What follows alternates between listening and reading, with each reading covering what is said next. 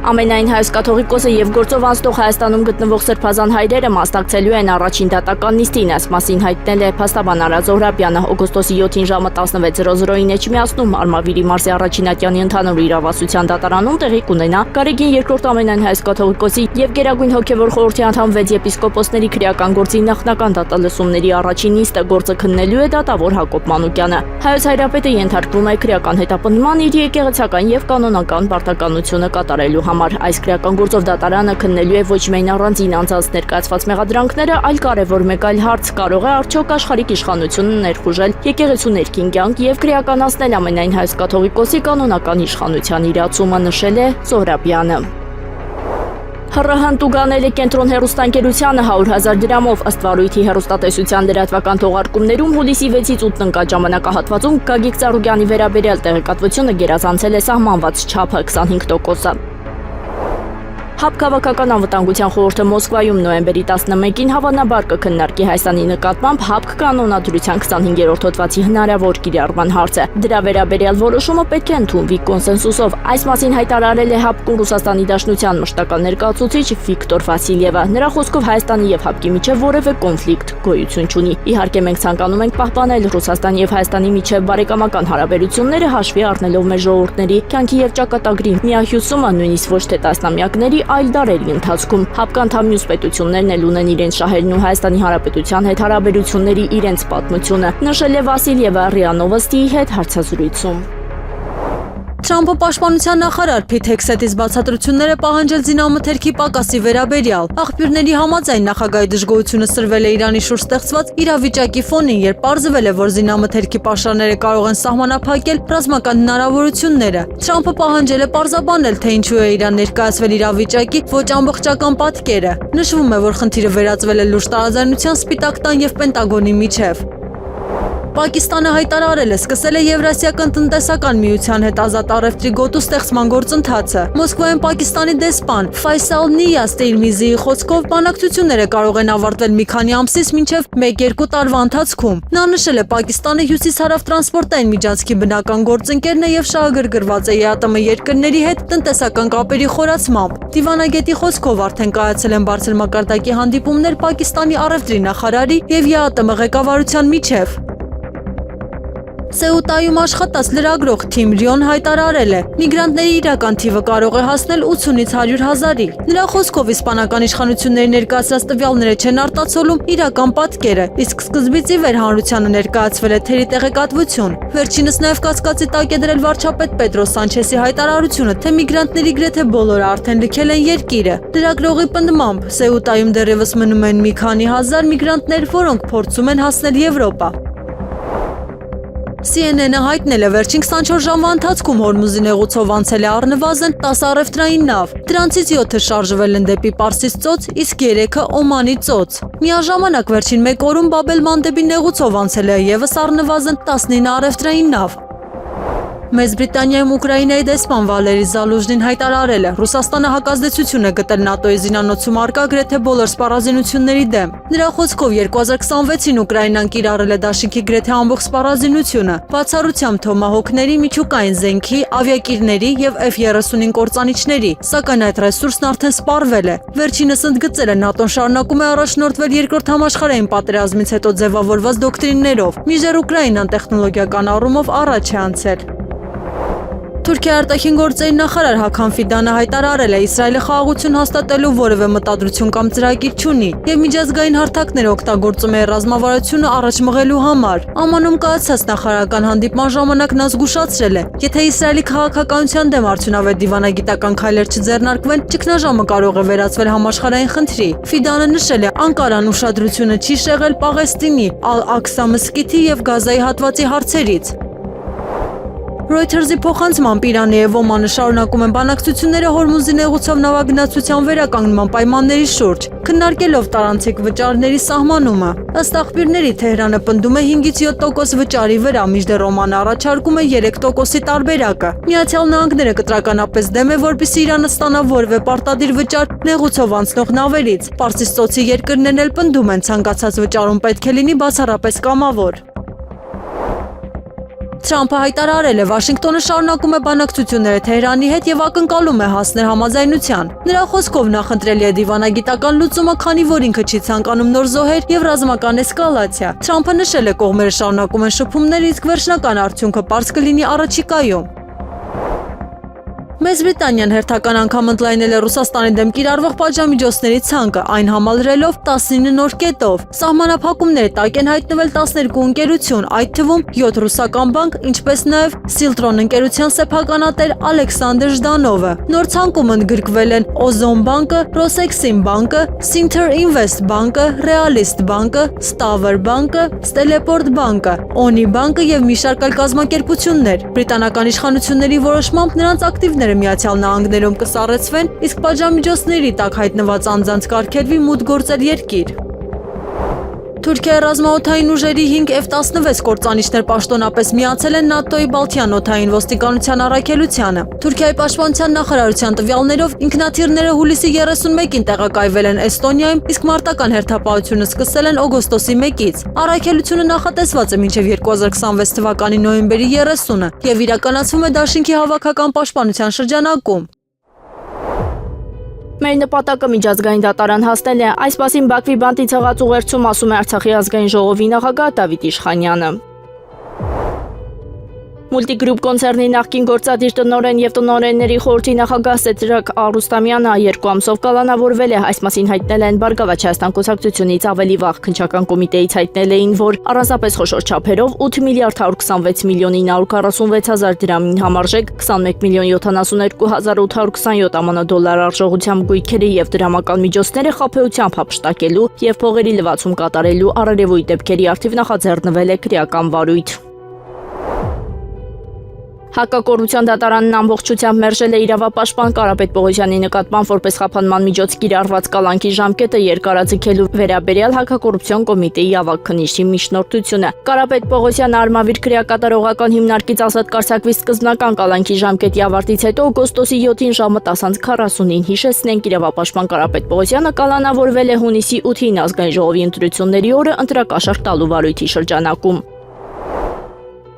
Ռուսաստանից Ադրբեջանով Հայաստան է ուղարկվել ցորենով բեռնված 14 վագոն։ Ըստ ԱՊԱ-ի Բիլաջարի կայարանից մեկնել է ցորենով բեռնված 14 գնացք, որոնց ընդհանուր քաշը 979 տոննա է։ Ռուսաստանի Դաշնության եւ Հայաստանի միջև ապրանքաշրջանառությունը կտրուկ նվազում է, այն նախորդ տարվա համեմատ նվազել է 2/3-ով, այս մասին հայտնել է Ռուսաստանի փոխվարչապետ Ալեքսեյ Օվերչուկը։ ԵԱՏՄ-ի եւ Հայաստանի հարաբերություններում զարգացող իրավիճակը կանխատեսելի էր լրագրողների հետ Չոլպանաթայում հայտարարել է Ռուսաստանի փոխվարչապետ Ալեքսեյ Օվերչուկը։ Նրա խոսքով վերջին 3-4 տարիների ընթացքում ռուսական կողմը բազմիցս զգուշացրել էր Երևանի գործընկերներին նման զարգացումների հնարավորության մասին։ Նիկոլ Փաշինյանը երկօրյա աշխատանքային այցով մեկնել է Ղրղըզստանի Հանրապետություն։ Նիկոլ Փաշինյանը Չոլպոնատայում կմասնակցի Եվրասիական միջկառավարական խորհրդի հերթական նիստին, հայտնում են Հայաստանի Հանրապետության կառավարությունից։ Ատեստացիա չանցած ուսուցիչը չպետք է աշխատի, այս մասին կառավարության նիստում հայտարարել է Նիկոլ Փաշինյանը, նա կրթական ոլորտում խնդիր է տեսնում։ Ըստ Նիկոլ Փաշինյանի կոմպրոմիսների շատ են գնում ատեստացիա անցնող ուսուցիչների հետ ու արդյունքում տուժում են երեխաները։ Լավ 1, 2, 3, 4, 5, 6, 7, ինչքան կարելի է չի հաղթահարում, պիտի ասենք վերջ էլ պետք է չաշխատի դպրոցում, դրանից տուժում են երեխաները, որովհետև այդ իր աշակերտն է, որ ընդունելության քննությունը չի կարողանում գոնե բավարար ստանա։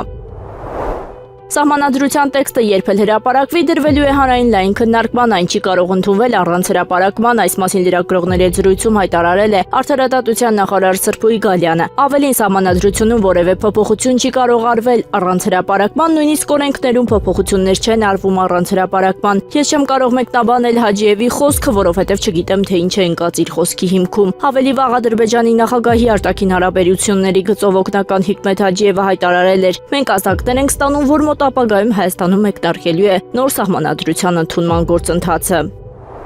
Եղանակը առաջիկա օրերին օգոստոսի 7-ից 8-ը սպասվում է առանց տեղումների եղանակ, օգոստոսի 9-ի երեկոյան ժամերին 10-ից 11-ի գիշերը եւ կեսօրից հետո շրջանների մեծ մասում սպասվում է կարճատև անձրև եւ ամպրոպ, 9-ից 11-ն առանձին վայրերում անձրևները կլինեն հորդառատ, հնարավոր է կարկուտ, օդի ջերմաստիճանն է ապես չի փոխվի։